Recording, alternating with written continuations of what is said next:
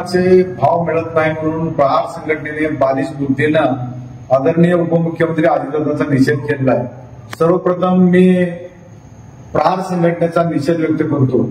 निदर्शन करणाऱ्या बालिश बुद्धीच्या लोकांना शेतीमालाला हमीभाव सरकार देत नसतं, कृषी मूल्य आयोगामार्फत त्याची अंमलबजावणी होत असते। कुठल्याही आंदोलनाची या लोकांना अनुभव नाही किंवा बुद्धी नाही।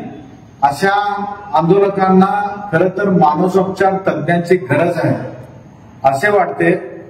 प्रहारचे नेते यापूर्वी मंत्री होते, त्यांना आता तोंड दाखवायला जागा नसल्यामुळे अशा आंदोलनामधून स्वतःची बाजू मांडत आहेत। अशा बालिश बुद्धीच्या लोकांची खरी तर कीव वाटते।